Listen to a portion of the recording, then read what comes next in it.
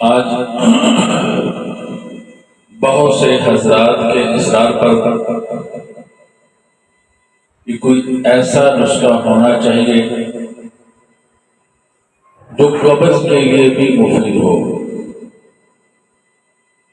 اور ساتھ ساتھ گردوں کے مقام پر بوجھ رہتا ہے، معدے کے اندر اپھارا اور بدہضمی، کھانا کھانے کو دل نہیں کرتا اور معدہ بھاری بھاری رہتا ہے۔ اسی طرح غذا صحیح طرح ہضم نہیں ہوتی، پیٹ میں درد رہتا ہے۔ تو جن لوگوں نے یہ اصرار کیا ہے ان کے لیے یہ نسخہ، خاص طور پہ قبض کے بارے میں اکثر دوستوں نے کہا۔ اس نسخے کے اندر میں نے کوئی ایسا جز تو شامل نہیں کیا ہوا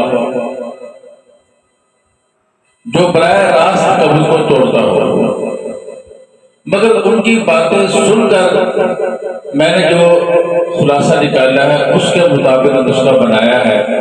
انشاءاللہ قبض بھی ختم ہو جائے گی، ذہنی اور اعصابی تناؤ بھی ختم ہوگا، سینے کے اندر جکڑا ہوا سینہ اور تنگی، سانس میں تنگی، اور اسی طرح آنکھوں میں جلن، سر کا بوجھل پن، یہ ساری چیزیں انتشار، یہ ساری چیزیں انشاءاللہ اس کے استعمال سے ختم ہو جائیں گی۔ اس نسخے کا پہلا جز جو ہے وہ ہے میٹھا سوڈا۔ اس کو سوڈا بائی کارب بھی کہتے ہیں۔ اچھی طرح اس کو سمجھ لیجئے، اس کا استعمال تو بہت زیادہ ہے، مگر اس کے بارے میں کوئی جانتا نہیں یہ ہے کیا چیز۔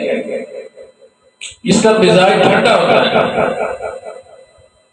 سوڈا بائی کارب بھی لوگ کہتے ہیں۔ بعض لوگ بیکنگ پاؤڈر اور بیکنگ سوڈا دونوں کو ایک سمجھتے ہیں،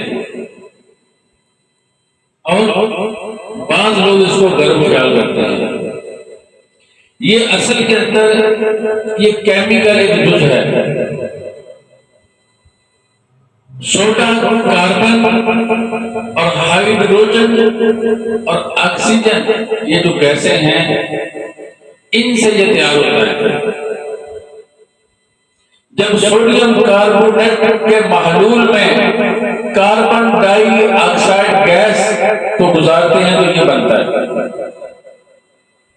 اور آپ نے سنا ہوگا یہ جو ہم کوک استعمال کرتے ہیں ان میں جو گیس بری جاتی ہے وہ بھی کاربن ڈائی آکسائڈ ہے۔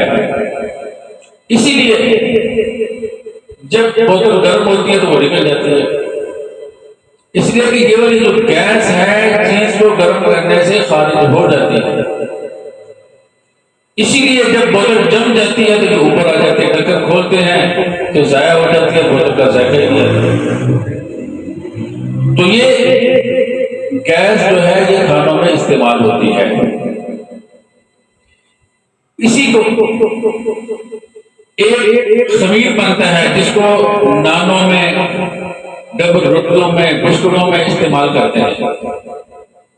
اس میں یہ سوڈا ہوتا ہے اور تھوڑا سا املی کا توشا ہوتا ہے، دونوں کو ملاتے ہیں تو یہ اپنا اثر ایک دوسرے میں نہیں ڈالتے جب تک ان کو آٹے میں نہ ڈالا جائے۔ جب آٹے میں ڈالتے ہیں تو کاربن ڈائی آکسائڈ گیس جو ہے یہ خارج ہوتی ہے، لاکھوں بلبلے بنا دیتی ہے۔ تو اس طرح آٹے میں خمیر پیدا ہو جاتا ہے۔ بیکری کا جتنا بھی سامان ہے سب میں اس کو استعمال کرتے ہیں، مگر ساتھ املی کا توشا بھی اس میں ملا ہوتا ہے، اس کو کہتے ہیں خمیری سفوف، وہ بازار سے مل جاتا ہے، اسی سے بنتا ہے۔ اس کا مزاج تر اور سخت ہوتا ہے، اس کا ذائقہ ہلکا سا تیزابیت دیے ہوئے ہلکا سا نمکین ہوتا ہے لیکن محسوس نہیں ہوتا۔ اس کو لوگ دانتوں کی صفائی کے لیے بھی استعمال کرتے ہیں۔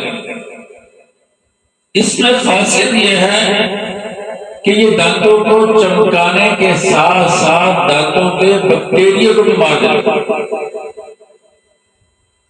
اور اگر اس میں تھوڑا سا نیمبو کا عرق شامل کر لیا جائے کہ ٹاٹری ملا لی جائے تو ہر قسم کے زنگ نکال دیتا ہے، داغ، دبے، زنگ، میل، کچیل۔ اس کی خاصیت یہ ہے کہ جس چیز میں ملایا جائے اس کی کثافت کو پھلا دیتا ہے، کھیڑ دیتا ہے۔ اور اس کو لوگ کپڑوں کو دھونے میں بھی استعمال کرتے ہیں، مگر اب کپڑوں کے دھونے میں اس کا استعمال بہت کم ہو چکا ہے۔ یہ تیزابیت کی ضد ہے۔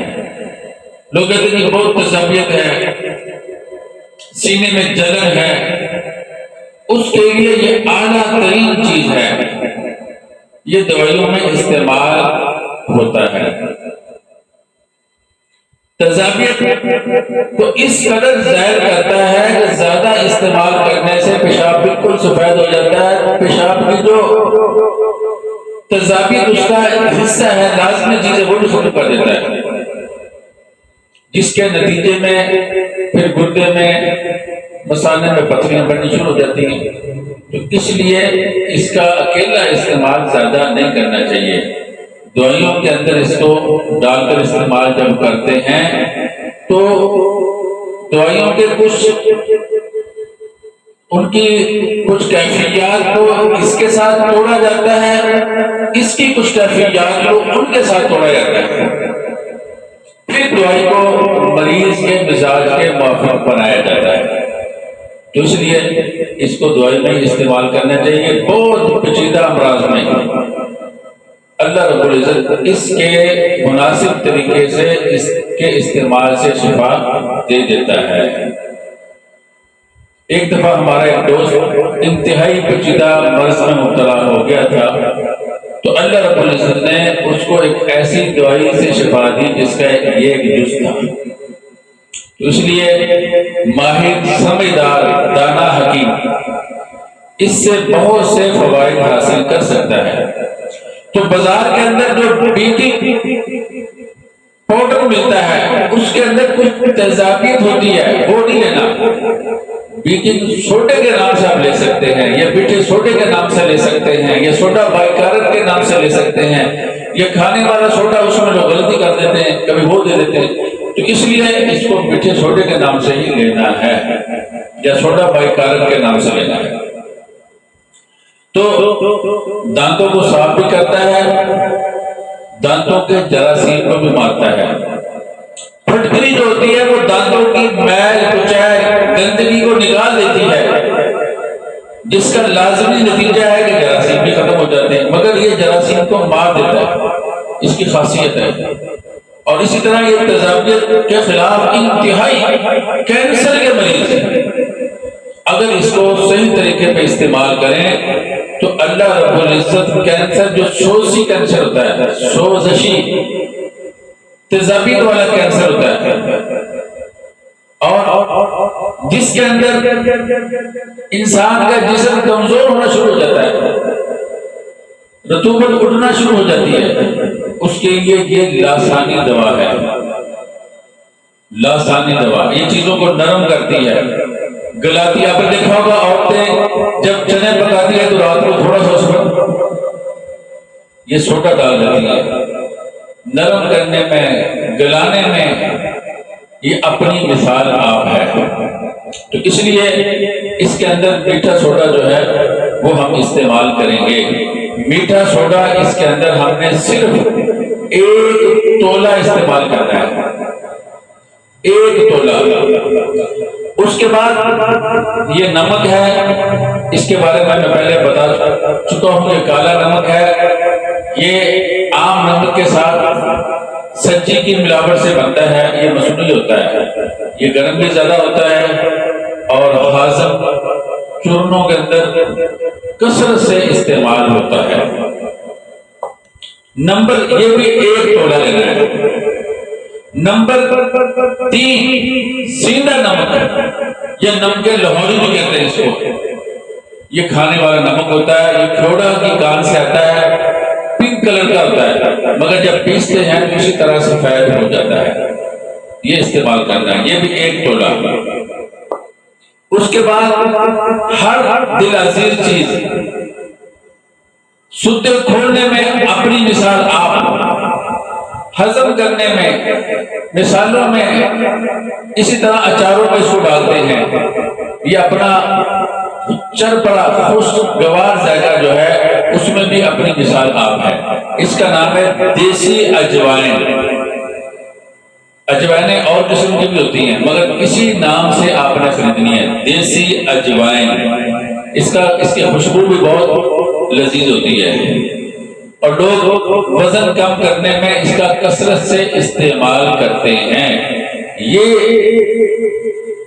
چیز ہر گھر کی ضرورت ہے، یہ بھی ایک تولا۔ اس کے بعد زنجبیل، جس کو سنڈ بھی کہتے ہیں، یہ گھروں میں استعمال ہونے والی ادرک ہوتی ہے جو خشک کی ہوتی ہے، یہ اس کا ہم نے پاؤڈر بنایا ہوا ہے، اس لیے کہ یہ نسخہ تیاری کے مراحل میں، اس لیے ہم نے اس کا پاؤڈر بنایا ہوا ہے۔ اس کا نام ہے سنڈ۔ یہ صاف ستھری لینی ہے، اکثر انتہائی خراب حالت میں بازار سے ملتی ہے، تو یہ حقیقت کے اندر یہ ادرک اس کو خشک کر دیا جاتا ہے، اس کو سنڈ کہتے ہیں، عربی میں زنجبیل کہتے ہیں۔ انتہائی مفید چیز ہے، جس نسخے کے اندر یہ نہ ہو اور وہ میدے کے لیے استعمال ہو رہا ہو تو میرے خیال میں اس نسخے کے ساتھ جاتی ہے۔ انتہائی قیمتی چیز ہے سنڈ، یہ بھی ایک تولا۔ اس کے بعد یہ دال چینی، اس سے ہر آدمی واقف ہے۔ اگر کسی نے چاول بنانے ہو تو اس کو نہ ڈالو تو چاول کا ذائقہ مکمل نہیں ہوتا، گوشت میں نہ ڈالو تو گوشت کا ذائقہ ٹھیک نہیں آتا، اس کی بدبو، اس کی بو، گوشت کی جو بو ہوتی ہے وہ ظاہر نہیں ہوتی۔ انتہائی مفید چیز ہے، مقوی میدا، مقوی جگر، مقوی قلب، زائد رطوبت کو یہ خشک کر دیتی ہے، خشک کر کے انسان کو طاقت دیتی ہے، دل کے پٹھوں کو مضبوط کرتی ہے۔ اگر اس کو سنون یعنی دانتوں میں استعمال ہونے والی دوائیوں میں ڈالو تو دانتوں کے مسوڑوں کو مضبوط کر دیتی ہے، بہت انتہائی مفید چیز ہے، مگر یہ جتنا بتلایا جائے اتنی ہی استعمال کرنی ہے۔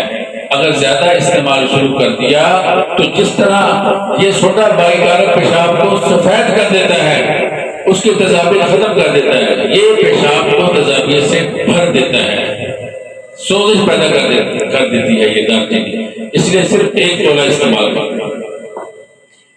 اس کے بعد یہ جوکھار ہے، یہ جو کے پودے سے بنتی ہے، اس کو جلانے کے بعد یہ بھی جو کے بارے میں ایک تلبینہ ملتا ہے، بہت مفید ہوتا ہے، تو جو کے بارے میں لوگ بہت زیادہ پہچانتے ہیں، اس کو جانتے ہیں۔ ہمارے ملک میں یہ جو کا پودا کاشت کیا جاتا ہے، انتہائی مفرح قلب ہے اس کا تلبینہ، اس کا دوسرے لفظوں میں اس کا دلیا اگر دودھ میں بنا کے کھایا جائے تو انتہائی مفید ہوتا ہے، مزمن قسم کے جو بخار ہوتے ہیں، پرانے بخار ہوتے ہیں، ان میں فائدہ دیتا ہے۔ اس کا نام ہے جوکھار، یہ ہم نے صرف ایک تولا استعمال کیا۔ اس کے بعد یہ کلمی شورا ہے، کلمی شورا بازار میں جو ملتا ہے وہ مصنوعی ہوتا ہے، یہ آپ کو ویسے ہو سکتا ہے کیمرہ ہمارا ٹھیک نہ دکھا سکے، مگر انشاءاللہ ان سب کی تصویر کھینچ کر ہم اس ویڈیو کے آخر میں لگا دیں گے، اور میں جس طرح بتلا رہا ہوں انشاءاللہ آپ کو تصویر دیکھنے کی بھی ضرورت نہیں پڑے گی۔ یہ کلمی سوڈا، یہ جس طرح یہ میٹھا سوڈا غیر کلمی شکل میں ہوتا ہے، یہ کلمی شکل میں ہوتا ہے، آپ دیکھ لیجیے جیسا مرضی لے آئیں یہ کلمی شکل میں ہوگا۔ یہ میٹھا سوڈا اس میں ذرا بھی کل والی شکل نہیں ہے، تو یہ رنگ میں بھی فرق ہے، اس لیے کہ یہ بہت جلدی نمی کو اپنے اندر جذب کر لیتا ہے۔ تو یہ میٹھا یہ جو کلمی شورا ہے، یہ اسی لیے اس کو کلمی شورا بھی کہتے ہیں، کلب کی شکل میں ہوتا ہے یہ۔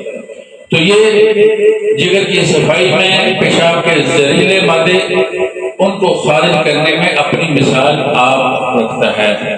تو چونکہ یہ دوائی جو ہے یہ میں نے بتایا تھا کہ یہ گردوں کے لیے بھی انتہائی مفید ہے، معدے کے لیے بھی انتہائی مفید ہے، اور اسی طرح سینے کے لیے بھی فائدہ مند ہے، اس لیے اس دوائی میں یہ بھی ڈالا جاتا ہے۔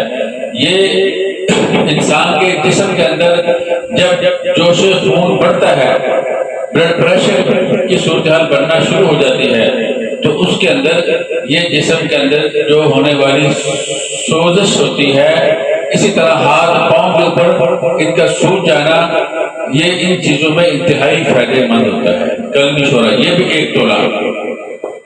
اس کے بعد نوشادر، نوشادر یہ گھڑے کو توڑا جائے جیسے اس کی ٹھکری بنتی ہے، اس طرح ہوتا ہے، اس کا نام ہے ٹھکری نوشادر۔ ایک ویڈیو میں نے اس کی 5 قسمیں متعارف کروائی تھی، تو آپ اس میں دیکھ بھی سکتے ہیں، نہیں تو یہ آپ کے سامنے ہے، ٹھکری شکل میں ہے، اور اس کا رنگ ہلکا سا بھورا ہوتا ہے، خاکی رنگ کا ہوتا ہے، تو یہ ٹھکری کی شکل میں ہوتا ہے۔ یہ بھی 1 تولہ اس میں ڈالنا ہے۔ یہ جسم کے اندر غلیظ قسم کی کثافتوں کو نرم کرنے میں اپنی مثال آپ رکھتا ہے۔ یہ بھی بہت اہم چیز ہے۔ اس کا ذائقہ جو ہے وہ ہلکا سا نمک کی طرح ہوتا ہے لیکن تیز ہوتا ہے، تو یہ بھی اس دوائی کے اندر 1 تولہ پڑے گا۔ اس کے بعد چھوٹی الائچی ہے۔ اس نسخے کے اندر چھوٹی الائچی کے دانے نہیں، پوری الائچی ڈالنی ہے۔ اسی طرح سبز الائچی صاف ستھری، موٹی اور تازہ ہو، مرجھائی ہوئی نہ ہو، مٹی سے آلودہ نہ ہو، صاف ستھری ہونی چاہیے۔ اس نسخے میں چھوٹی الائچی، سبز الائچی اسے کہتے ہیں، یہ مفرح قلب بھی ہوتی ہے، تو اس نسخے کے اندر ہم 1 تولہ ڈالیں گے۔ اس کے بعد یہ کالی مرچ ہے۔ کالی مرچ اس نسخے کے اندر، اس سے بھی آپ خوب واقف ہیں، چرپرا اس کا ذائقہ ہوتا ہے، خون کو پتلا کرتی ہے، معدے کے اندر نا ہضم ہونے والے سب جو چیزوں کے اجزاء ہوتے ہیں ان کو ہضم کرنے میں معاون ثابت ہوتی ہے۔ تو اس نسخہ کے اندر یہ کالی مرچ جو ہے 1 تولہ پڑے گی۔ اس کے بعد یہ 7 پودینہ اور 7 اجوائن ہے۔ یہ بالکل سفید کلمی شکل میں یہ 7 اجوائن ہے، اور نیچے یہ جو اس کا رنگ ذرا مختلف ہے، زرد سا رنگ ہے، یہ جو ہے یہ 7 اجوائن ہے، اور بالکل سفید جو ہے وہ 7 پودینہ ہے۔ یہ بازار سے آسانی سے مل جاتا ہے۔ انگریزی ادویہ اور حکمت کی ادویہ، اسی طرح ہومیوپیتھی کی ادویہ، یہ سب جڑی بوٹیوں سے تیار ہوتی ہیں، انہی کے کہیں سب نکالے ہوتے ہیں، اجزائے مؤثرہ مختلف جدید طریقوں سے حاصل کیے جاتے ہیں۔ فرق صرف ان کا یہ ہے، انگریزی دوائیوں والے ڈاکٹر انہوں نے سارا اپنا زور جو ہے وہ اس چیز میں دے دیا ہے کہ وائرس کیسے ختم کرنا ہے، جراثیم کو کیسے مارنا ہے، بیکٹیریا کو کیسے مارنا ہے، مگر ان چیزوں کو جو ہم روز مرہ استعمال کرتے ہیں ان کے کیا فوائد ہیں، ان کی خاصیات کیا ہیں، اس سے کیا کیفیت جسم میں پیدا ہوتی ہے؟ اس سے یکسر نابرد ہو گئے، وگرنہ تو اگر ان چیزوں کے اوپر بھی یہ ریسرچ کرتے، تحقیق کرتے، اس انسانی جسم میں ہونے والی پیدا ہونے والی کیفیت پر نظر رکھتے تو حکمت کی ضرورت ہی ختم ہو جانی تھی۔ یہ حکمت اعلیٰ قسم کی حکمت میں ایسے کہہ سکتا ہوں۔ ہمارے جو حکیم بھائی ہیں انہوں نے نسخوں پہ زیادہ زور دے دیا، ان کے پاس تحقیق کا اور تحقیق کے جو قواعد اور ضوابط ہیں، اس کے لیے جو علم ہے اس میں یہ بالکل صفر ہو گئے، اس لیے ان کی حکمت جو ہے وہ فائدے کی بجائے نقصان کی طرف لے جاتی ہے۔ ڈاکٹر جو منع کرتے ہیں جی گردے اور خراب ہو جائیں گے، یہ ہو جائے گا، ہوتا بھی ایسے۔ وجہ کیا ہے؟ انہوں نے صرف نسخے اکٹھے کرنے پہ زور دے دیا ہے اور علمی انداز میں اس کو دیکھنا، اس کو پرکھنا، نہ ان کے پاس وہ وسائل ہیں، نہ ان کے پاس وہ علم ہے، نہ ان کے پاس وہ فرصت ہے۔ اس لیے یہ بھی اسی طرح ہومیوپیتھی والے جو ہیں وہ علامات کے پیچھے پڑ گئے۔ جب اندر زہر مختلف شکلیں اختیار کرتا ہے تو علامتیں مختلف ہو جاتی ہیں، اس لیے وہ بھی اس میں ناکام ہو گئے۔ تو یہ سب مل کر کوشش کرتے ہیں، اللہ رب العزت شفا دینے والے ہیں۔ تو اس کو نسخہ جتنا بھی قیمتی ہو، جب تک آپ انسانی جسم پر اس کو منطبق صحیح طرح نہیں کر سکیں گے، وہ نسخہ آپ کو اپنا اثر کی فائدے مند اثر دینے کی بجائے اپنا غلط اثر آپ کے جسم پہ چھوڑ جائے گا۔ تو ساری حکمتیں سب انہی چیزوں سے بنتی ہیں، مگر پیچھے جو سوچ ہے، پیچھے جو ایک سوچنے کی تھیوری ہے، اس میں فرق ہے، اس لیے یہ علیحدہ علیحدہ ہے، وگرنہ تو یہ ایک ہی چیز ہے۔ جیسے ایک باپ کے 5 بیٹے ہوں، کوئی موٹا تازہ ہوتا ہے، کوئی خوبصورت رنگ کا ہوتا ہے، کوئی باصلاحیت ہوتا ہے، کوئی بے صلاحیت ہوتا ہے، کوئی کمانے والا ہوتا ہے، کوئی بیچارہ مانگنے والا ہوتا ہے۔ مختلف ان کی زندگیوں کے حالات ہیں، باپ ان کا ایک ہی ہوتا ہے۔ تو اسی طرح یہ ہماری جو حکمتیں ہیں، ڈاکٹری ہے، ہومیوپیتھی ہے، دوسری تیسری ہے، الیکٹرو ہومیوپیتھی ہے، حکمت میں بھی کئی اس کی قسمیں بن چکی ہیں۔ کوئی مفت اعضاء والے بھی ہیں، یونانی والے بھی ہیں، یہ سب جڑی بوٹیاں ایک ہی ہیں، انہی سے یہ چیزیں حاصل کی جاتی ہیں۔ تو آگے پھر ان کا طریقہ علاج، ان کے فہم اور فکر کا فرق ہوتا ہے۔ تو یہ بھی یہ جو سخت بنایا جاتا ہے، اب وقت زیادہ ہو گیا، میں انشاءاللہ کسی ویڈیو کے اندر اس کا تعارف کرواؤں گا کہ یہ کیسے بنایا جاتا ہے۔ یہ پودینے کے اجزائے مؤثرہ ان کو اس میں نکالا جاتا ہے، اسی طرح اجوائن کے اجزائے مؤثرہ کو نکال کر اس میں شامل کیا جاتا ہے۔ تو اتنی بڑی تمہید جو میں نے باندھی وہ اسی کا تعارف کروانا تھا، مگر وقت بہت ہو گیا ہے، انشاءاللہ پھر کبھی کسی ویڈیو میں اس کا تعارف کرواؤں گا۔ یہ اس نسخے کے اندر تین ماشا پڑیں گے، تین ماشا۔ تو یہ نسخہ آپ نے گرائنڈ کر لینا ہے، گرائنڈ کر کے ان کو شامل کر کے بعد میں اس کو تھوڑا سا اس کو کھرل کر لیں، کھرل کرنے کے بعد اس کو کسی ایئر ٹائٹ شیشے کے برتن میں محفوظ کر لیں۔ کھانے کے بعد 30 سپون، ٹیبل سپون نہیں لینا، 30 سپون نصف لینا ہے، آدھا کھانے کے بعد، آدھا صرف 2 وقت لینا ہے۔ تو انشاءاللہ یہ معدے کے جتنے بھی امراض ہیں ان کے لیے، اور گردے کے جو امراض ہیں جن کے بارے میں نے بتایا ان کے لیے، سانس کی تنگی کے لیے، اور اسی طرح یہ جو کینسر کے تیز قسم کے تیزابی اثرات ہوتے ہیں ان کو ختم کر کے اس سے بھی نجات دلائے گا، اور انشاءاللہ آواز بھی صاف ہوگی، سانس بھی صاف ہوگا، سینے کی تنگی بھی ختم ہوگی، اور بلڈ پریشر جیسے موذی امراض سے بھی اللہ تعالیٰ اس کے استعمال سے شفا عطا فرمائے گا۔ آج کے لیے اتنا ہی کافی ہے، انشاءاللہ پھر ہم ملیں گے کسی دوسری ویڈیو میں دوسرے نسخے کے ساتھ۔ السلام علیکم۔